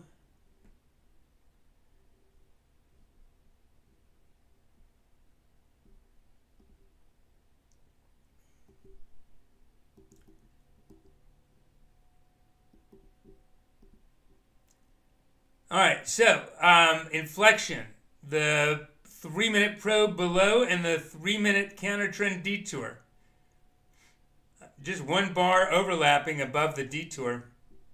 I'll still give, just to identify another inflection. I don't know that I want to wait until probing under 35.50, but under 35.50 would reinstate downside momentum. All that settling in that I was describing the market wanted to do, it's done, or may as well be. Under 35.50, I'll assume it's done. So, meanwhile, this is actually an attractive short entry up here. This is the inflection. The 3 minute low hasn't been probed. The 3 minute detour overlapped, but not higher than 1 or 2 points.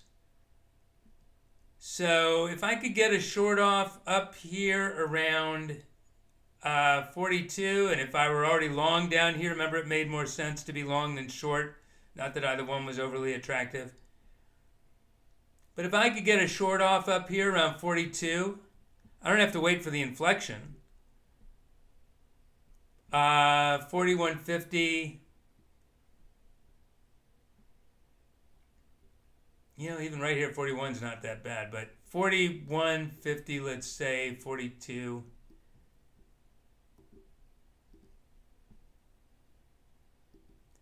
Stop and reverse to long above 43.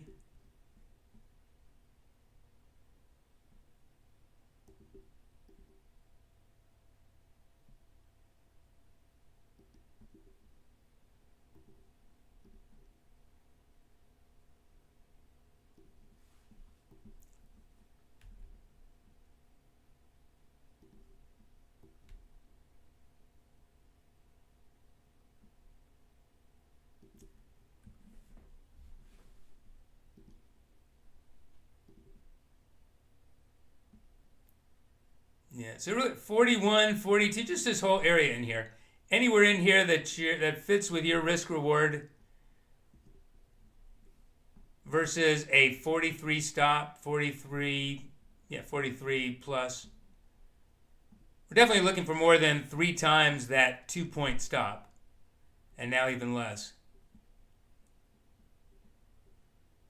If this does hold and resolve down. That's just to get to the inflection. No assurance, no requirement for that to develop. We're actually on the cusp. We've already satisfied the bias up. The bias up is met. That was the bias up target.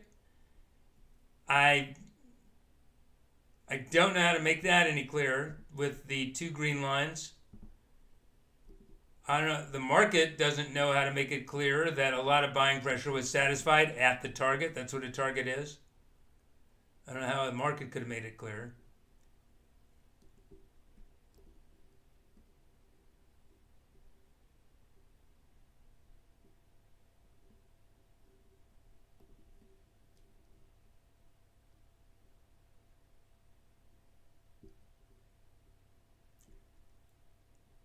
So really attractive risk reward to be short. It doesn't make it any likelier to play out.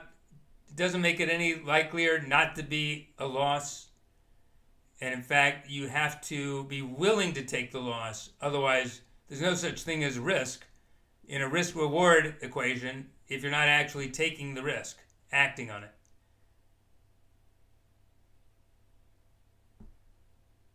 Exiting with a loss.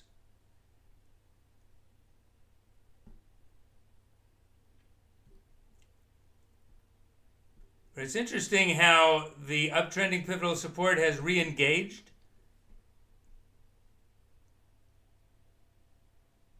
So no reason why that has to be taken. We don't have to take a short at its optimal entry.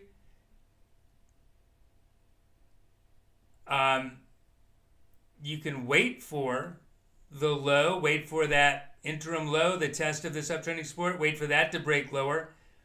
Get momentum on your side. Pay up for it. You'll pay more for that. You'll get less proceeds in your short by waiting for the trade to already be underway, but you'll have a higher degree of likelihood that the trade is playing out, so you'll take fewer of these that end up in a loss. The trade-off is you'll have a wider loss if it doesn't play out.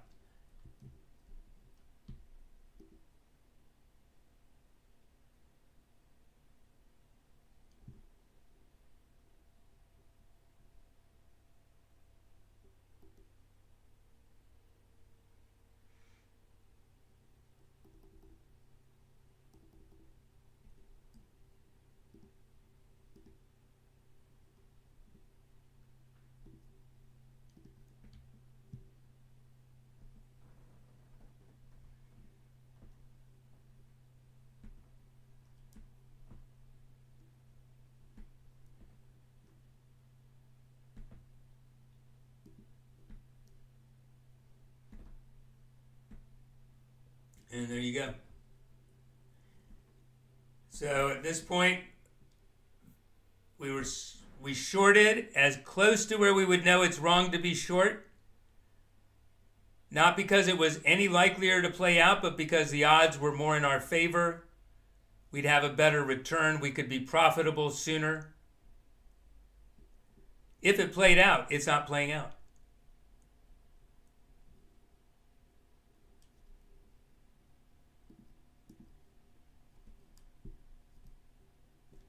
And this is why you have a resting stop, not a mental stop. Because an inflection is exactly this.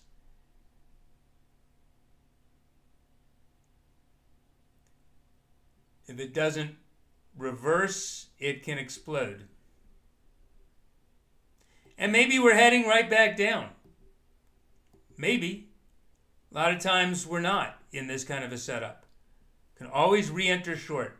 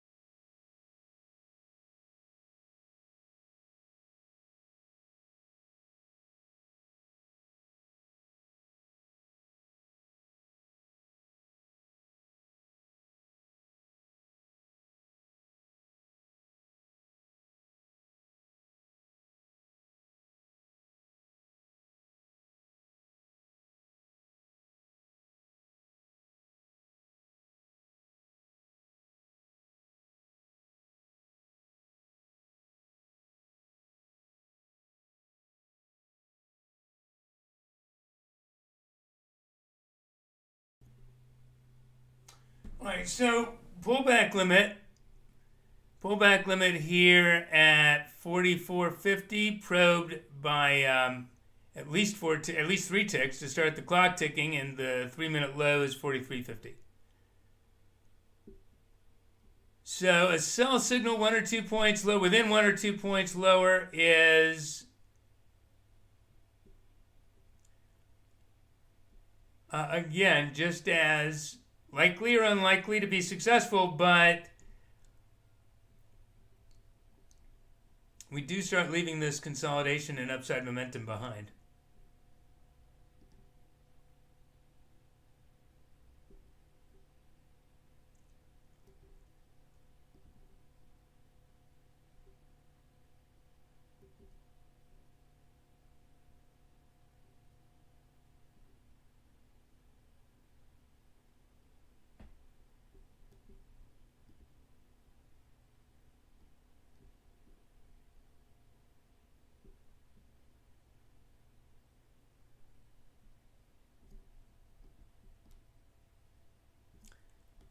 So I'm coming up here at 40.75.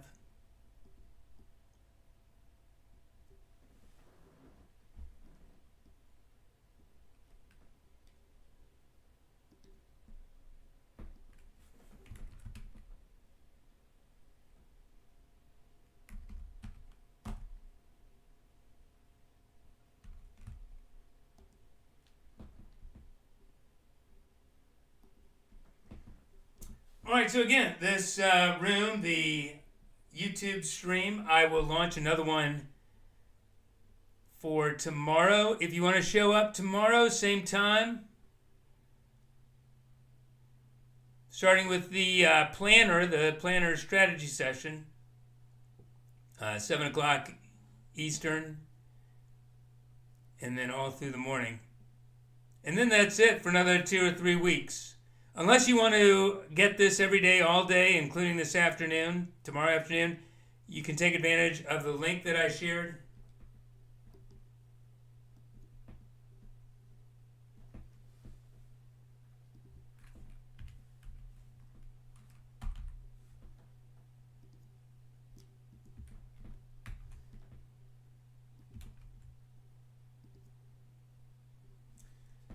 There it is again. So take advantage of the link if you wish.